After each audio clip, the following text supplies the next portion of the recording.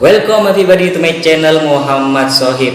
Seperti video-video sebelumnya, video ini akan membahas tentang tingkat kemiskinan dan data kemiskinan di Kabupaten Sumeneb. Jadi tanpa panjang lebar lagi, langsung saja let's go.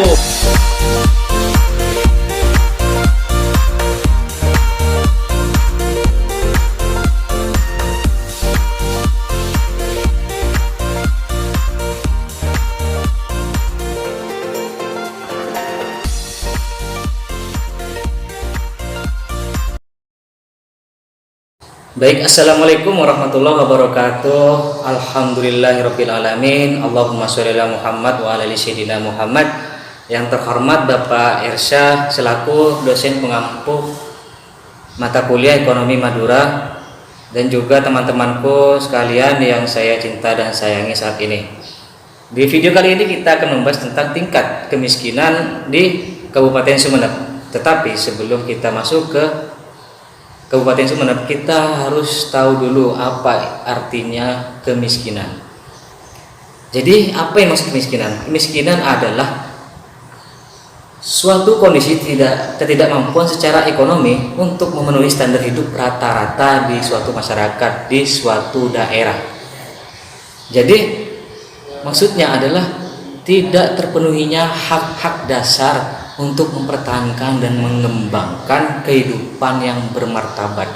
Jadi orang yang miskin itu atau penduduk miskin adalah yang kebutuhan dasarnya itu tidak terpenuhi. Seperti contoh di kesehatan, kebutuhan pangan, pendidikan, pekerjaan, dan sebagainya, air bersih, itu tidak tercukupi. Di situ akan termasuk dikategorikan di penduduk miskin. Sebenarnya pada umumnya definisi kategori miskin ini berbeda-beda di setiap daerah, karena relatif kondisi di ekonomi suatu daerah, tergantung kondisi di suatu daerah, rata-rata tersebut diukur.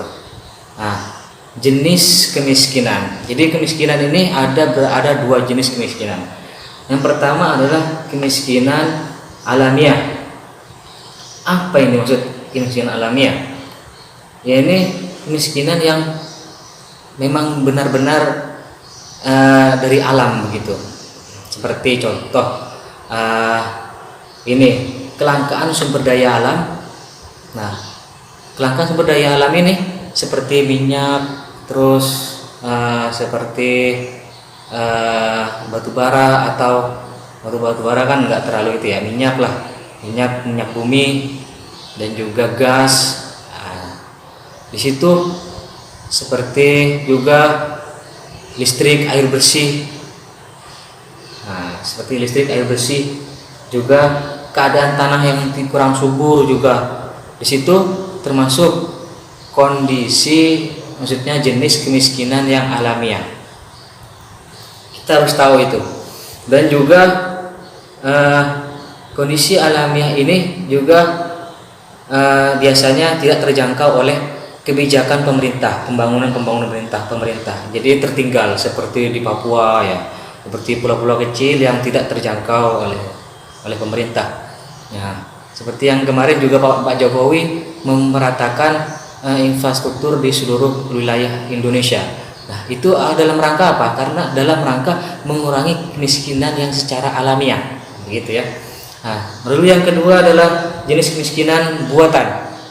Yang maksud di jenis kemiskinan buatan ini adalah kemiskinan yang diakibatkan dari modernisasi atau pembangunan yang menyebabkan masyarakat tidak memiliki banyak kesempatan untuk menguasai sumber daya, sarana, dan fasilitas ekonomi secara merata. Jadi maksudnya adalah pembagian, yaitu tidak meratanya pembagian hasil pembangunan dari sektor, misalnya dari sektor industri ya. Nah, di situ kan ada perbandingan keuntungan yang sangat berbeda dari antara pekerja pabrik dengan pekerja di sektor pertanian. Nah, jadi sektor pertanian ini tidak mengambil untung banyak begitu. yang mengambil untung banyak itu yang menguasai teknologi, yang menguasai, yang tahu dalam modernisasi. Nah, jadi dalam kondisi seperti ini akan mengakibatkan tidak meratanya pembagian hasil-hasil. Itu ya, begitu kira-kira. Lalu selanjutnya kita masuk ke ciri-ciri kemiskinan. Jadi ciri-ciri ini sangat bisa dipakai dari tahun ke tahun, jadi nggak berubah-berubah ya. Misalnya tidak jauh-jauh dari sini ciri-ciri ini. Jadi yang pertama adalah tidak memiliki faktor produksi sendiri seperti tanah, modal, peralatan kerja, dan keterampilan. Nah juga itu. Nah, ini ciri-cirinya. Juga yang kedua, tingkat pendidikan yang relatif rendah, juga bekerja dalam lingkungan kecil dan modal kecil.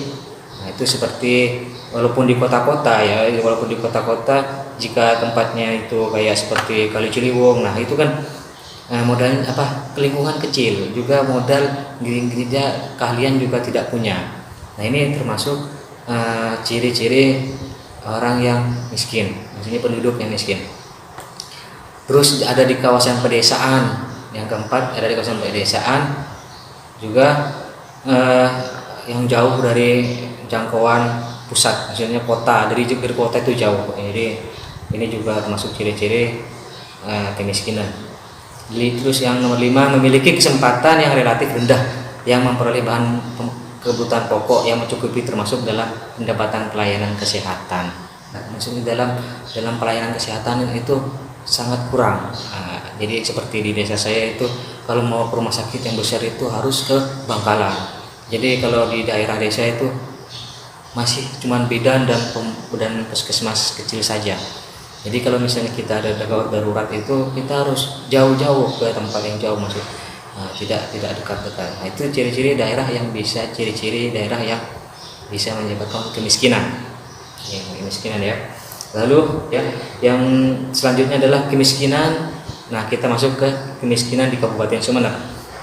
Jadi apa yang di kemiskinan yang dimaksud di Kabupaten Sumeneb? Jadi penduduk yang pendapatannya lebih kecil dari pendapatan yang dibutuhkan untuk hidup secara layak di wilayah tempat tinggalnya. Nah, ini definisi menurut Kabupaten Sumeneb. Nah, walaupun agak-agak mirip ya. Ini juga kebutuhan layak tersebut diterjemahkan sebagai suatu jumlah rupiah yang dapat memenuhi kebutuhan konsumsi, maka setara dengan 2.100 kalori sehari. Nah, maksudnya di Kabupaten Sumeneb maksudnya kebutuhan yang layak, maksudnya jumlah rupiahnya dan memenuhi kebutuhan konsumsi, maka yang terpenuhi sekitar 2.100 kalori. Nah itu maksudnya di atas 2.100 kalori maka dianggap bukan miskin. Selanjutnya persentase penduduk miskin di Kabupaten Sumeneb. Oke, di sini kita bisa lihat ya di tabel ini, di gambar ya, ini saya ambil dari BPS Sumeneb, itu Badan Pusat Statistik. Dari tahun 2004 sampai 2017 ini mengalami penurunan sebesar 10%, 10,72%, kira-kira seperti itu kalau dijumlahkan. Jadi di tahun 2004 ini sebesar 30,34% penduduk miskin dari total penduduk. Sedangkan di tahun 2017 tinggal 9,62%. Jadi menurun sekitar 10% lebih dari total penduduk ya. Dan saya coba rata-ratakan, misal dirata-ratakan itu per tahunnya menurun sekitar 0,82%. Nah, sangat bagus ya. Tapi mungkin lebih bagus lagi ketika di atas 1%. Jadi rata-rata per tahunnya itu turun 0,82%, tidak sampai 1%. Dan juga catatan saya dapat ini di tahun 2006 itu mencapai kemiskinan tertinggi, yaitu mencapai 34,86%, lebih besar dari tahun 2004. Jadi mungkin ada pemerintah, maksudnya ada manajemen yang kurang bagus, atau ada permasalahan apa di tahun 2006 ini, saya kurang mengerti. Lalu selanjutnya, jumlah penduduk miskin Kabupaten Sumeneb. Tadi kan berdasarkan persentase, sekarang berdasarkan jumlah.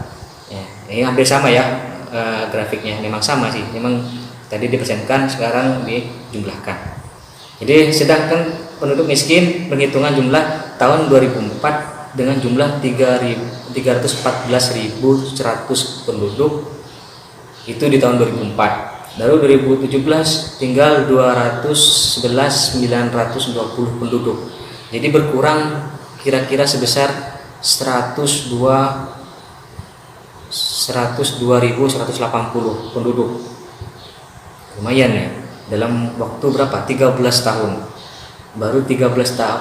Dalam waktu 13 tahun Sumeneb bisa turun sekitar 100 ribuan lebih.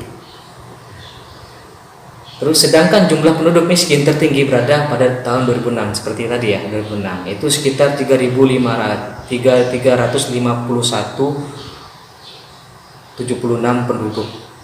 Lebih besar ya, lebih besar dari 2004, itu cuma sekitar 2004 itu cuma sekitar 314.000. Seperti itu ya. Jadi dalam jangka panjang Kabupaten Sumeneb ini bisa menurunkan kemiskinan walaupun tidak sampai 1%. Jadi saya hanya bisa mendapatkan sampai 2017. Yang terbaru saya masih belum melihat. Ya kemungkinan berkurangnya sekitar 1%, nggak sampai, maksudnya sekitar 1%-an ke bawah lah, 0,82 ya. Saya sudah rata-ratakan karena per tahunnya memang rata-rata seperti itu. Jadi bisa dikira-kirakan. Kemudian artinya kesejahteraan masyarakat Kabupaten Sumeneb dalam kurun waktu 10 sampai 13 tahun semakin meningkat, kesejahteraannya semakin meningkat karena berkurangnya penduduk miskin. Tetapi hal ini yang harus dicatat oleh pemerintah Sumeneb agar terus meningkatkan kesejahteraan masyarakatnya. Kalau bisa lebih dari 1% lah, minimal 1% ke atas lah, agar kemiskinan di Sumeneb bisa lebih terkendali, maksudnya lebih berkurang lah. Baik, itu saja presentasi dari saya. Mungkin ada pertanyaan bisa ditanyakan dari saya. Semoga bermanfaat, dan mohon maaf apabila ada kekeliruan dalam kata. Wa akhiran, assalamualaikum warahmatullahi wabarakatuh.